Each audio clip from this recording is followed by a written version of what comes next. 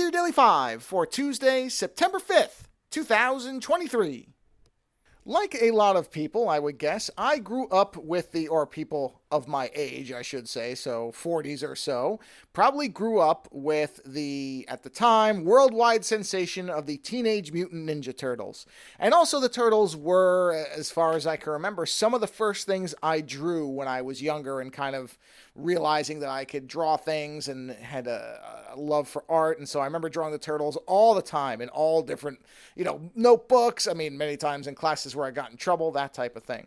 So I followed them over the years. I love the original comics, the black and white Eastman Laird comics.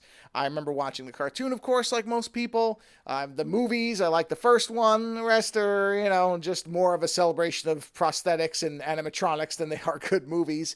But I've watched them over the years. And, the recent versions, I haven't really hated any of them, but they were pretty much targeted, I think, far younger than my age demographic. So nothing too memorable, but I like the fact that they always stayed around in one way or another. A lot of things that were big character-wise have gone away from that time period and just stayed away. I mean, you don't see a modern version of things like, Max Headroom or Mask or G.I. Joe even. They haven't really stuck around the same way that the Turtles have. So I've always been happy that they've been around in some way or another. And they've had some great video games. In fact, Shredder's Revenge came out, last year? And it's a great beat-em-up game if you haven't played it. So when they announced the Teenage Mutant Ninja Turtles Mutant Mayhem movie, I remember watching the trailer, and I thought, okay, well, it's a neat art style, but it looks like it's trying to imitate the Sony Spider-Man movies. I really thought that's what it was.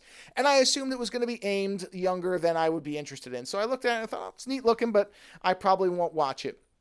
Forgot about it for a while, and then it came out, and I started really reading these really great reviews of it that said that it works for any age, that it's a really great revitalization of the Turtles idea, and that it's a really fantastic-looking movie. So the more I read about it, I watched some clips, and they looked really good, and they looked really different from what I thought that they were from the trailer. I mean, trailers don't always tell you stuff, but I just kind of thought I knew what the look and the motion of the movie would be from that. But then watching the clips, I thought, no, this actually is kind of carving out its own identity, and I thought it was a neat look. So based on that and the reviews, when it came out on digital, I thought, you know what? I want to watch this movie. I want to see this. I'm actually excited about the Turtles again. Let me watch this.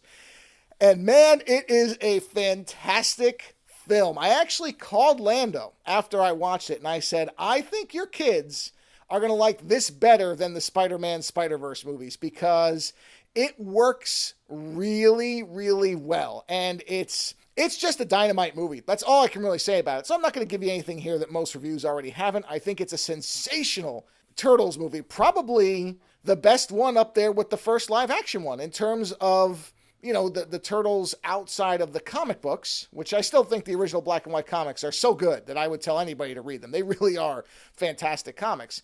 But for people who don't read comics or have watched some of the more recent Turtle stuff and not necessarily fallen in love with it, this might be the thing. This might be it.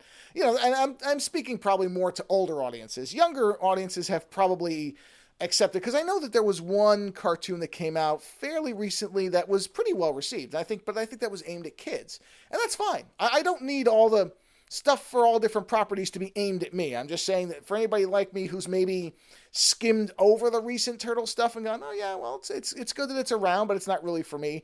This is great. This is, again, all ages. I don't think there's any, there's humor that skews older, there's humor that skews younger, but I think it's a fairly universal film in terms of who's going to enjoy it. As long as you like the Turtles. If you like the Teenage Mutant Ninja Turtles in any way, or at least think the concept sounds kind of fun, then you're going to have a blast. The soundtrack is outstanding, not only in terms of the score, but the actual songs that are used. There's really great voice actors all over the place, including probably one of my favorite casting decisions, which is Jackie Chan as Splinter. The fight scenes are well choreographed, maybe because Jackie Chan was involved. I don't know the specifics. I assume this is going to get a good physical release at some point, probably with some commentaries and behind the scenes, so I will look forward to finding out whether I was right or wrong in that guess. But really, I would tell anybody that you're going to have a good time with this movie. And visually, if you're into the visuals, if you're into the art style of a film, this is going to be a blast. It's this really interesting, what I would describe as kind of a mix of colored pencil and highlighter, almost like notebook scribbles that came to life. It's just beautiful. It's a beautiful film. It works really well. And like I said, it's just great to see a new Turtles film that I can completely get on board with. So watch it as soon as you can. Later.